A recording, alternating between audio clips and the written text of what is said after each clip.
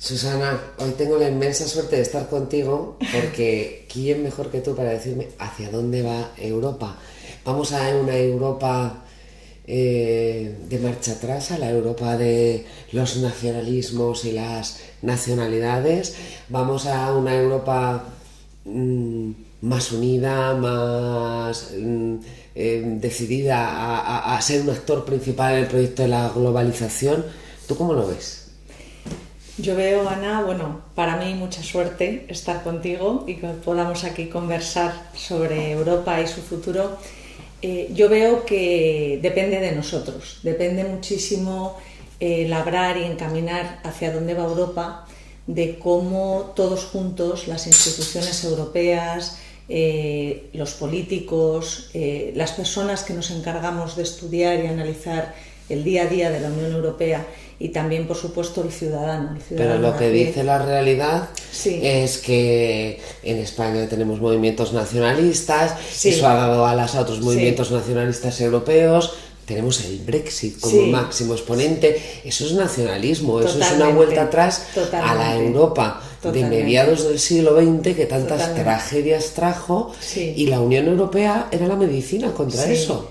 La Unión Europea es integración, la Unión Europea es un proyecto de integración y no hay ninguna duda que los populismos, los nacionalismos están haciendo muchísimo daño, porque lo que están provocando es una fractura, un romper Europa que no va en la personalidad y en la esencia misma de por qué y para qué nació el proyecto europeo. Luego eso desencadena además una oleada de euroescepticismo muy peligroso, porque es muy importante que nos pongamos manos a la obra a defender Europa, a estar orgullosos de ser europeos y a decir, no, nosotros somos europeos, y a pesar de cómo se está muchas veces manipulando la realidad, por ejemplo, en todo el tema del Brexit, pues muchas cosas que se dijeron para que la gente votase, alejarse, irse de la Unión Europea, realmente ahora, si se volviese a repetir ese referéndum, seguramente muchísimos jóvenes que no votaron votarían para que su futuro esté en la Unión Europea, e incluso ese abanico de edad que, en mi opinión, no tuvo solidaridad intergeneracional y votó a irse sin conocer bien cuáles iban a ser las consecuencias económicas, las consecuencias a todos los niveles, probablemente, seguramente, votarían quedarse. Ya, lo que pasa es que ahí tenemos todos una responsabilidad personal, con nuestro voto, con nuestra educación, con nuestra información, y sin embargo hay también una responsabilidad de los gobiernos y de las propias instituciones europeas. Hay un barco lleno de inmigrantes que Italia y Malta no quieren dejar entrar, y dices, qué insolidarios son. En gran medida lo son, pero Italia y Malta o España o Grecia en un momento dado tienen que ser los que se ocupen de todas las políticas migratorias que afectan después a toda la Unión Europea. Esa la insolidaridad no es de Europa, y es la misma que hemos visto a lo largo de la crisis económica. Cuando los países del sur del arco mediterráneo tenían dificultades, se planteó la posibilidad de crear un euro a 2 velocidades para que no contagiáramos a los ricos del norte. Eso tampoco es Europa, como tampoco es Europa que los gobiernos de esos países de Mediterráneos dijeran, hago recortes porque me lo manda Bruselas. O sea, cada uno tenemos nuestra cota de responsabilidad, pero algunos, por la posición que tienen una responsabilidad mayor que otra. Yo creo que hay una responsabilidad compartida clara en todas las decisiones, en el método de toma de decisión de la Unión Europea. Eso está sobre la mesa permanentemente, y luego evidentemente hay temas como, por ejemplo, los temas relacionados con inmigración y también con refugiados, en los que la parte humanitaria, la parte ética, la parte moral está ahí permanentemente. Entonces esos temas lógicamente nos llegan muchísimo más al corazón, hacen a la opinión pública también rebelarse contra lo que está viendo de personas que quieren llegar a nuestros países y que por una decisión, por otra, por un tema de cuotas o no llegan. Y bueno, en ese sentido, yo lo que creo es que la Unión Europea necesita urgentemente, lo he dicho muchísimas veces, esa política que está intentando hacer común en el tema de los refugiados, en el tema de la inmigración. ¿Pero por qué no se hace esa política? Pues, ¿quién es el responsable de que esa política no se haga? Bueno, el responsable realmente, o los responsables, yo prefiero hablar eso de responsabilidad compartida, pues son todos los actores, por decirlo de alguna forma, que intervienen en esa elaboración y en esa gran tarea política, y vuelvo a repetir, humanitaria, porque realmente los Estados miembros de la Unión Europea, cuando la Unión Europea marca unas pautas o cuando la Unión Europea decide cómo se debe hacer a través de un consenso, siendo complicado para que esas personas puedan llegar a la Unión Europea o estar en mejores condiciones, o delimitar cómo pueden llegar y cuándo pueden llegar y en qué número, pues realmente luego a veces se choca con las propias soberanías, las propias decisiones, los propios intereses de cada Estado miembro, que además también hay que reconocer que hay veces que cada Estado miembro, precisamente porque no todos son iguales ni todos obedecen, digamos, a una política ni a una situación ni a un contexto que es igual en relación a economía, en relación a inmigración, en relación a mercado laboral. Son muchos los agentes, son muchos los vectores que están interviniendo. Entonces, yo creo que aquí lo que hay que resaltar es que esa responsabilidad compartida tiene que estar cada vez más urgentemente sobre la mesa y de un modo más prioritario, porque esto es un tema humanitario. Pero responsabilidad compartida, yo digo todo el tiempo, Ana. ¿Y cómo hacemos que ese sentimiento del que los gobiernos saben que es bueno más Europa? Luego lo practican o no lo practican, o lo colocan de chivo expiatorio, pero saben que es bueno más Europa. Sin embargo, no todos los ciudadanos saben que es bueno más Europa. ¿Cómo hacemos que ese sentimiento cale cuando las autoridades europeas, lo que identificamos como Europa, que son nuestros propios gobiernos, pero lo que identificamos como Europa está tan lejos allá al norte? Bueno, yo creo que el ciudadano cada vez es más consciente que Europa la tocamos en nuestro día a día, que Europa es tangible, que tenemos una Europa de calle. Pero cada vez yo creo que hay que hacer más una labor, un trabajo conjunto de exponer por qué es útil Europa en nuestro día a día y por qué tenemos que luchar por esta Europa, que como decíamos al principio, pues bueno, pues ahora tenemos varios peligros ahí. El Brexit está ahí, el Brexit pues lo ha encauzado la Unión Europea de una forma, la verdad, muy buena, ha trabajado mucho. La Unión Europea se ha unido aún más con el tema del Brexit. Va a ser un cataclismo y no parece que lo sea. Hombre, fue un cataclismo y fue bueno, yo creo algo muy triste, y se hizo una catarsis muy importante a nivel Unión Europea cuando vimos que se iba, que el Reino Unido se va de la Unión Europea. Pero luego sí que es verdad que la capacidad que tuvieron los Estados miembros, las instituciones europeas, de marcar una agenda de trabajo para cómo debía realizarse esa salida dolorosa de un Estado miembro de la Unión Europea, pues hizo, como te digo, que se unieran más los países, los Estados miembros, la opinión pública, etcétera.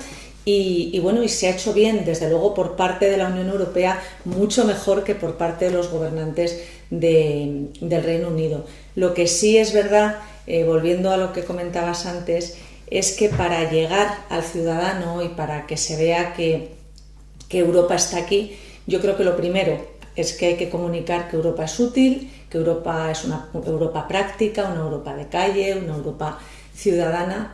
Y luego, pues ahora las instituciones europeas, en mi opinión, lo hacen mucho mejor que en anteriores elecciones. Yo creo que desde el año 2004 las elecciones europeas se presentan con menos campaña institucional express. O sea, yo creo que cuando llegan unas elecciones, ahora poco a poco esa información, esa comunicación de ida y vuelta va calando, como decías tú, poco a poco, pero antes era una comunicación muy rápida, justo unos meses antes de que fuesen las elecciones europeas, con lo cual el ciudadano se encontraba un poco perdido diciendo, ahora llegan estas elecciones y cuáles son los rostros de nuestros eurodiputados que nos representan, cuáles son los programas de cada grupo parlamentario en relación... Ya, pero como mandaban fondos de cohesión, sí, pues no nos caían mal del todo. Lo malo es ahora, que igual no te sabes tanto los rostros, o te lo sabes un poco más,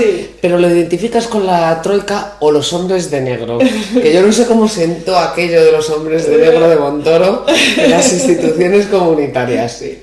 Hombre, ahora tenemos, efectivamente, nosotros hemos estado mucho tiempo siendo receptores de todos los fondos de la Unión Europea, y ahora, por ejemplo, con la PAC, con la política agraria. Qué enfadados están los agricultores. Viene una época, ahora viene una época en la que los eurodiputados que nos representan en el Parlamento Europeo, tienen que ser capaces y tienen que saber muchísimo de política, de defensa de España, de defensa del día a día de los agricultores en este caso sobre todo, pero de toda España en nuestro caso, para defender, porque claro, es lo que dices, ya no vamos a ser un país receptor y va a haber un ajuste muy muy importante en relación a lo que vamos a percibir, ¿no? Y entonces yo creo que luego hay otro tema, en mi opinión, que tú que eres una periodista buenísima y que comunicas muy bien, pues yo siempre digo que para que Europa llegue a los ciudadanos hay dos ámbitos, dos esferas, en mi opinión, que son las más importantes y que algunas veces fallan. Y son, una, los medios de comunicación cuando no transmiten en versión europea, cuando hay un debate europeo antes de unas elecciones europeas. Pues ese debate, primero, tiene que retransmitirse. Cuando se hizo el debate, por ejemplo, entre los candidatos a presidir la Comisión Europea, salió Juncker y se hizo un debate a nivel europeo espectacular, no se retransmitió como debate prioritario. Al mismo tiempo se estaba retransmitiendo un debate en clave nacional sobre las elecciones europeas, pero en clave nacional. Entonces, el debate europeo, los temas prioritarios, esa comunicación en versión europea, los medios de comunicación yo creo que tienen que acentuarlo, que subrayarlo mucho más. ¿La lengua es una barrera por eso? A ver, yo creo que la lengua es verdad que a veces complica, pues la comunicación entre los países, la traducción, todos los trámites, todo lo que hay que hacer a nivel traducción, intérpretes, etcétera, pero que eso ya está muy superado. O sea, yo ahora lo que quiero ver y lo que siempre intento transmitir es que los distintos idiomas, las distintas lenguas de la Unión Europea lo que hacen es que enriquecen nuestra Europa diversa, nuestra Europa multicultural, y que los jóvenes, nuestros hijos, cada vez saben más y mejor idiomas, con lo cual eso es un punto, yo creo, a favor de la Unión Europea y algo bonito, ¿no? Porque también sirve para intercambiar, ¿no? Como decía, toda la base multicultural, Europa en la diversidad, ¿no? Que es unidos en la diversidad, que es nuestro lema. En Europa mandaban antes Francia y Alemania con las reservas que ponía el Reino Unido. Después pasó a mandar a Alemania porque Francia en la crisis lo pasó un poquito mal y el Reino Unido se fue, y ahora le ha tocado el relevo a la Francia de Macron. Ese es el liderazgo europeo. Y si es así, yo no sé si coincides con mi visión, porque luego los europeístas decís, no, esto es muy multilateral, y dices, sí, pues ponte a hacer algo contra Alemania, que por muy multilateral que sea no te sale. Si coincides en ese recorrido de quiénes han sido las figuras dominantes como países, ¿qué papel va a jugar Macron, que se declara europeísta, convencido de una nueva Europa, de una Europa distinta para los ciudadanos? ¿Tú crees que Macron va a ser uno de estos personajes que marque un hito en la historia de la construcción europea? Yo creo, Ana, que está marcando ya un hito en la historia de la construcción europea. Y creo, mira, cuando decía antes que hay dos ámbitos muy importantes. Uno, los medios de comunicación para que los ciudadanos toquen Europa. El otro es que los políticos nacionales, en mi opinión, que no todos, pero muchos políticos a nivel nacional no comunican en clave europea y no saben dar valor dar luz, ¿no?, a la Unión Europea, a Europa en nuestro día a día. Macron es un político que ha llegado en un momento muy necesario. Sus discursos en la Sorbona, su discurso hace unas semanas en la sesión plenaria en Estrasburgo del Parlamento Europeo, es que realmente esa energía, ese Europa en el discurso de un político, de un presidente de la República, en este caso francesa a nivel nacional, pues hombre, nos hacía muchísima falta. Yo creo que ahora las fotos estos días de Angela Merkel, ¿no?, en el G7 son unas fotos muy potentes. Yo creo que, desde luego, lo que ha hecho, por ejemplo, Alemania cuando se ha vuelto a reafirmar la gran coalición, la generosidad que ha tenido Martin Schulz, expresidente del Parlamento Europeo, eso llega a los ciudadanos van tomando nota y los ciudadanos además leen y ven Europa en esos políticos, en la ilusión de su mirada al hablar de Europa. Cada uno lo teje de una manera, pero yo creo que Francia con Macron y Alemania con Angela Merkel, luego todos los países. Pero Merkel ya está un poco de salida, ¿no? Sí, bueno, Merkel yo nunca la veo, no sé, Ana. Es de los de... es uno de esos políticos a los que nunca le puedes dar por muerto, porque no, resucita y vuelve a resucitar. Yo es que creo que siempre está ahí, o sea, siempre está muy viva y que además siempre está haciendo política.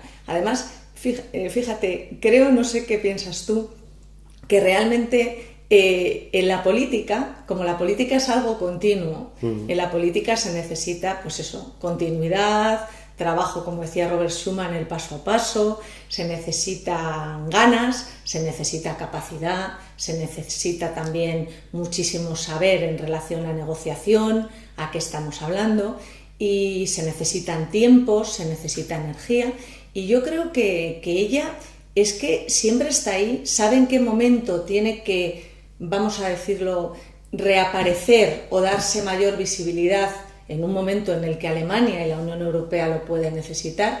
No tiene un discurso con esa energía, con esas frases tan totales, ¿no?, que puede tener, que tiene Macron, pero en cambio tiene un discurso europeo, tiene un discurso muchas veces muy solidario, que incluso en el tema de los refugiados pues llamó bastante la atención, y compaginar. Yo creo que el secreto en la política, aparte de que ahora la política necesita a todos los niveles, a nivel europeo y a nivel aterrizando en cada Estado miembro, necesita, para mí la palabra o una de las palabras clave de ahora es coherencia política, equilibrio político, valentía política, y desde luego Macron, Merkel son líderes de Europa, los ciudadanos con su poder integrador, todos lo somos, los políticos también somos líderes de Europa, y creo también, y no sé qué piensas de esto, que luego todos los países, también cada uno con lo que aporta y con sus características y también, ¿por qué no?, con sus problemas, también son muy necesarios, también son líderes de Europa, y hay veces que hacen incluso reequilibrar la balanza o marcar cuál va a ser la agenda o el camino de la Unión Europea para el futuro. Sí, lo tienen un poquito más difícil. Sí, lo tienen más difícil. ¿Para qué nos vamos a engañar? Sí. Pero bueno, ¿Europa habla con una sola voz, en tu opinión? Porque a mí me da la sensación de que los europeos nos creemos más de lo que somos, creemos que somos el ombligo del mundo y tenemos muchas cosas buenas, por supuesto, y hay que presumir de ellas, pero el epicentro de poder del mundo ya no es Europa. Y me atrevería a decir que no sé si ya no es el Atlántico, pero se está desplazando al Pacífico. La última cumbre del G7, que tú hablabas de ella, venía Trump con una historia que no gustaba a los europeos, pero por otro lado venía enredando con Rusia, que de repente ha despertado de la mano de Putin. En Corea se juega la batalla de poder, no sé si estarás de acuerdo conmigo, pero lo veo así, entre Estados Unidos y China por el hiperliderazgo mundial. Y dice, ¿y qué pintamos a los europeos?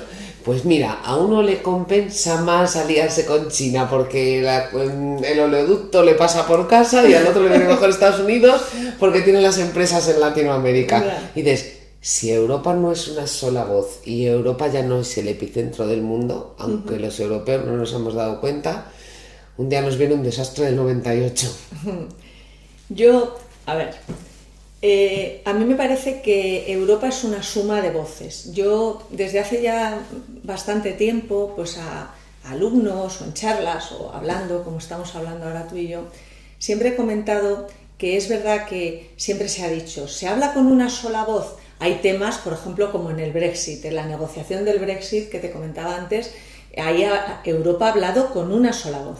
Las instituciones europeas, los gobiernos, en las reuniones, de hecho, han puesto al ciudadano y a sus derechos, a los derechos de los ciudadanos, en el centro de todo el proceso. El Parlamento Europeo el primero, pero todas las instituciones. Ha sido, de verdad, un ejemplo que algo tan triste, que algo, como decíamos al principio, que ha producido una catarsis, realmente haya servido para unir más Europa y para hablar con una sola voz. Luego, en relación a los otros temas, una Europa que protege ha sido uno de los documentos de la Comisión Europea. Juncker en sus 5 escenarios expuso cuáles podían ser los 5 escenarios políticos, ¿no? Y de velocidades o no, de integración. Yo siempre hablo de integración reforzada para Europa y lo que creo que nos tenemos que dar cuenta los ciudadanos, ¿no? y todos en general, es que Europa efectivamente, como tú dices, no es el ombligo del mundo, que no nos podemos mirar todo el tiempo, pero que Europa tenemos que estar orgullosos pues, de su cultura, de nuestra democracia supranacional, de nuestro Parlamento supranacional, de nuestros valores. Y Europa ahora atraviesa en la Unión Europea y el mundo, ¿no? El mundo de la globalización que nos ha tocado vivir por unos peligros muy serios. Seguridad, todo lo que es terrorismo, defensa. Y Europa se tiene que poner manos a la obra porque el mundo necesita a Europa en esa estrategia y en ese equilibrio y en ese reequilibrio y remodelación geopolítico. Se necesita el tema de Rusia, el tema de Putin, el tema de Corea, Trump. Es que son peligros para lo que es la Unión Europea y la estabilización general de las democracias. O sea, que y de nos los atacan valores. todos los de alrededor, y no me refiero a un ataque físico, pero Sí. les venimos fatal a todos y en vez de darnos cuenta y decir vamos a ser una piña, Sí. pues nos dedicamos a jugar con unos y otros, a enredar en contra de al lado. Bueno, yo creo que en algunos temas importantes respecto a seguridad, defensa, el tema de aranceles, Trump, estamos todos, somos una piña. Y luego en todo Pero lo que luego en es- Siria, que es una cuestión de seguridad Sí, también, sí. no hemos sido En capaces, Siria- y lo tenemos al lado de Sí, casa, sí. y estamos sufriendo Sí, muchas de las mucho, consecuencias. mucho. En Siria, Europa ha sido incapaz de tener una sola voz y han tenido que venir Sí. primero los americanos, los estadounidenses, Sí. que después ha llegado Trump y se lo ha dado a los rusos y ha dicho haz lo que quieras. ¿Y Europa? Si es que Ahí, tenía que ahí en estar el ahí. tema de Siria, efectivamente es un tema muy candente, es un tema prioritario al que todavía no se ha dado una solución, en el que están muriendo muchos inocentes. Yo espero que realmente ahora, con los avances que está habiendo a nivel negociación de defensa común europea, etcétera, esto proteger a las personas, y no solo a nivel europeo, claramente a los ciudadanos europeos, sino ante catástrofes. Si Europa es el faro de los valores humanistas, por eso. tiene que hacer Está claro. bandera de ello Está allá donde claro, vaya. está claro. Lo cual no significa abrir las puertas de par en par a lo mejor, pero No, sí no. atender a esas personas Sí, donde viven. eso está claro. Luego hay un tema que está desestabilizando permanentemente todo lo que es la política en general, ¿no? Y es pues todo lo de las fake news, todo lo que influye esta especie o este caudal enorme a través de internet, de noticias falsas, cómo se controlan esos temas, porque claro, esos temas luego es que cuando aterrizan en cada Estado miembro y cuando aterrizan en el mundo son muy muy peligrosos. Yo el otro día me preguntaban por todo lo del asunto de de la posverdad, ¿no? Y a mí no me gusta nada la palabra posverdad. Yo siempre digo que lo que es verdad, lo que es mentira, y que la verdad pues es lo que tiene realmente que estar moviéndose para informar a los ciudadanos en relación a seguridad común, en relación a protección y en relación, por supuesto, a política y en relación a unas elecciones parlamentarias, porque claro, hay que controlarlo yo no sé tú como una persona que eres, ¿no? Con prestigio en la comunicación y en los medios, ¿cómo ves, ¿no? esa balanza que tiene que haber entre pues la libertad de expresión, etcétera, y lo que es el control de esas noticias falsas que... Pero ahí la vacuna yo creo que nos la tenemos que poner nosotros, ¿no? También. Teniendo la educación suficiente, sí. Sabiendo sí. contrastar la información, sabiendo valorar la credibilidad de las fuentes. Totalmente. Seguro que evitaríamos muchos problemas. Sabiendo, sí, estoy contigo, y luego también poner filtros, o sea, saber filtrar realmente lo que es una comunicación, de dónde vienen las fuentes. Es diferente una comunicación institucional que parte de las instituciones o de un grupo parlamentario o de un medio reconocido a todas. Internet ha traído la espontaneidad, la frescura, la participación, pero luego también Internet tiene sus peligros y, como dices tú, y sobre todo a los jóvenes, yo creo que ahora cada vez más hay que enseñarles pues desde muy pequeños a leer en Internet. A leer en Internet y a saber defenderse de muchas cosas en Internet y a saber también diferenciar lo que es mentira y lo que es verdad. Bueno, hemos empezado hablando de Europa, acabamos hablando de Internet, que también tiene mucho que ver con Europa. Pues sí, ya ahora es que se nos acabó el tiempo. Ha sido un placer, Susana, estar Lo contigo. mismo, hablar de Europa contigo y de lo que sea. Muchas gracias. A ti, Ana, muchas gracias.